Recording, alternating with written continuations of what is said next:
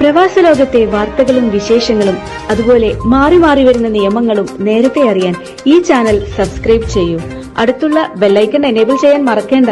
Gulf ന്യൂസിലേക്ക് സ്വാഗതം. ഇന്ന് ഏപ്രിൽ 15 തിങ്കൾ. പ്രധാന വാർത്തകൾ. കിഴക്കൻ പ്രദേശങ്ങളിൽ ബുധനാഴ്ച വരെ മിതമായത് മുതൽ കനത്ത മഴയ്ക്ക് വരെ സാധ്യതയുള്ളതായി ദേശീയ കാലാവസ്ഥാ നിരീക്ഷണ കേന്ദ്രം അറിയിച്ചു. മുഖ്യമായും ജുബൈൽ, ദമാം, റസ്തനൂറ, ഗത്തീഫ്, അൽ കോബാർ, ഹഫർ, അൽ ബാത്തിൻ, അൽ ഗഫ്ജി, ഒലയ്യ, അൽ നാരിയ, അൽ ഹസ, അൽ ഉദൈദ്, അബുഗൈഗ് എന്നിവിടങ്ങളിലാണ് മഴയ്ക്ക് സാധ്യത. ഈ പ്രദേശങ്ങളിലുള്ളവർ അധികൃതരുടെ മുന്നറിയിപ്പ് നിർദ്ദേശങ്ങൾ പാലിക്കണമെന്ന് സിവിൽ ഡിഫൻസ് വിഭാഗം അറിയിച്ചു. പെരുന്നാൾ അവധിക്കാലത്തെ ഏകദേശം 59 ലക്ഷം യാത്രക്കാർ പൊതുഗതാഗത സേവനം പ്രയോജനപ്പെടുത്തിയതായി Dubai Roads and Transport Authority അറിയിച്ചു. ദുബായ് മെട്രോയുടെ റെഡ്, ഗ്രീൻ ലൈനുകൾ ദുബായിലെ 2.32 ദശലക്ഷം യാത്രക്കാർക്ക് സേവനം നൽകി. ട്രാം 1,15,000 യാത്രക്കാരെ കൊണ്ടുപോയി. ബസ്സുകൾ 12 ലക്ഷം യാത്രക്കാർ ഉപയോഗിച്ചു. ജലഗതാഗതം 4,16,000 യാത്രക്കാരാണ് പ്രയോജനപ്പെടുത്തിയത്. ടാക്സികൾ 16 ലക്ഷം യാത്രക്കാരെ കയറ്റിയപ്പോൾ ഷെയർ മൊബിലിറ്റി വാഹനങ്ങൾ 3,08,000 യാത്രക്കാർക്ക് സേവനം നൽകി. ഇസ്രായേലിനെതിരെ ആക്രമണം അവസാനിപ്പിച്ചെന്ന് ഇറാൻ പ്രസിഡന്റ്. ഇസ്രായേലിനെതിരെ ആക്രമണം നടത്തിയ സൈന്യത്തെ പ്രശംസിച്ചുകൊണ്ടാണ് ഇറാൻ പ്രസിഡന്റ് ഇബ്രാഹിം റൈസി ആക്രമണം അവസാനിച്ചെന്ന് ആവർത്തിച്ച് വ്യക്തമാക്കിയത്. ആക്രമണത്തിലൂടെ ശത്രുവിനെ പാഠം പഠിപ്പിക്കാൻ കഴിഞ്ഞെന്നും ഇക്കാര്യത്തിൽ ഇറാൻ സൈന്യത്തെ പ്രശംസിച്ചുവെന്നും പ്രസിഡന്റ് വ്യക്തമാക്കി. ആക്രമണത്തിൽ ലക്ഷ്യമിട്ടത് ഇസ്രായേലിന്റെ സൈനിക താവളങ്ങൾ ആയിരുന്നുവെന്നും റൈസി വിവരിച്ചു. കോഴിക്കോട് കരിപ്പൂർ വഴി പോകുന്ന ഹജ്ജ് തീർത്ഥാടകർ 3,73,000 രൂപയാണ് നൽകേണ്ടത്. കരിപ്പൂർ വഴി പോകുന്നവർ മറ്റുള്ളവരെക്കാൾ 35,000 രൂപ അധികം നൽകണം. വിമാന നിരക്കിലെ വ്യത്യാസമാണ് വർധനവിന് കാരണം.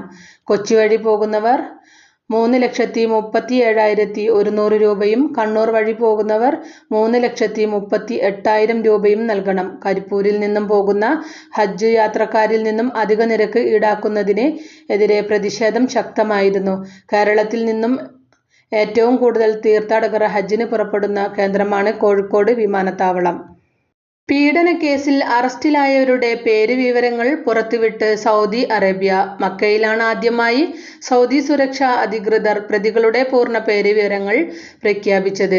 വെള്ളിയാഴ്ച പുറത്തിറക്കിയ പത്രക്കുറിപ്പിൽ സ്ത്രീയെ ശല്യപ്പെടുത്തിയതിന് ഈജിപ്ഷ്യൻ പ്രവാസിയെ അറസ്റ്റ് ചെയ്തതായി പ്രഖ്യാപിക്കുന്നതിനിടെയാണ് പ്രതിയുടെ മുഴുവൻ പേര് മക്ക പോലീസ് ആദ്യമായി വെളിപ്പെടുത്തിയത്.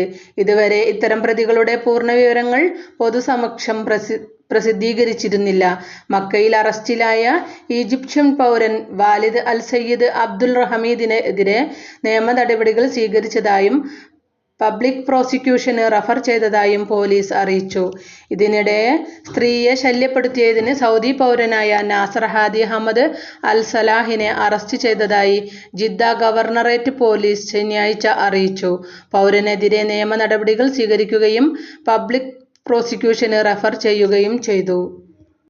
രാജ്യത്തിന് പുറത്തു നിന്ന് വരുന്ന ഉംറ തീർത്ഥാടകർ ദുൽഖഅദ് 15-നോടുകൂടി സൗദി വിടണമെന്ന ഹജ്ജ് ഉംറ മന്ത്രാലയത്തിന്റെ പുതിയ തീരുമാനത്തിൽ സൗദിയിലെത്തിയ ഉംറ തീർത്ഥാടകർ ആശങ്കയിലായതിനു പിന്നാലെ പുതിയ മറുപടിയുമായി സൗദി ഹജ്ജ് ഉംറ മന്ത്രാലയം.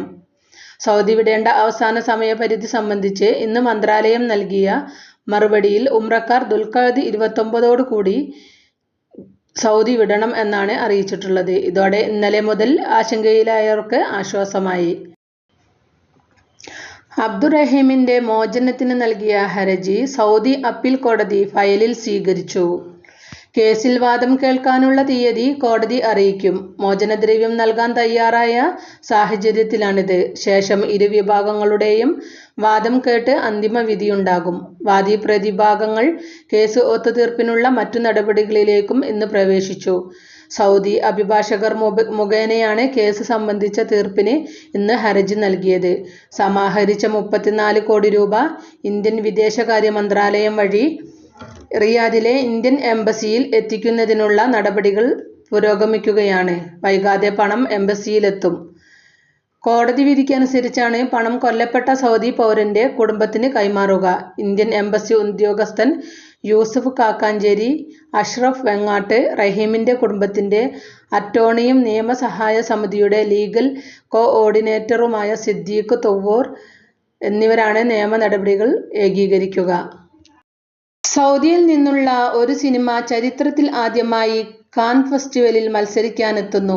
പൂർണ്ണമായും സൗദിയിൽ ചിത്രീകരിച്ച സൗദി അറേബ്യൻ സംവിധായകൻ തൗഫീഖ് അൽ സൈദിയുടെ ആദ്യ ഫീച്ചർ ഫിലിം നോറയാണ് ഈ നേട്ടം കൈവരിച്ചത്. 2017 മൂന്നര പതിറ്റാണ്ട് നീണ്ടുനിന്ന സിനിമാ നിരോധനം സൗദിയിൽ പിൻവലിച്ചതിനെ തുടർന്ന് ദ്രുതഗതിയിൽ വളർന്നു വരുന്ന സൗദി സിനിമാ വ്യവസായത്തിന്റെ പ്രതീകമാണ് ഈ നേട്ടം. ഇതോടുകൂടി വാർത്തകൾ ഇവിടെ അവസാനിക്കുന്നു. കൂടുതൽ വാർത്തകളും വിശേഷങ്ങളുമായി നാളെ കാണാം. നന്ദി, നമസ്കാരം.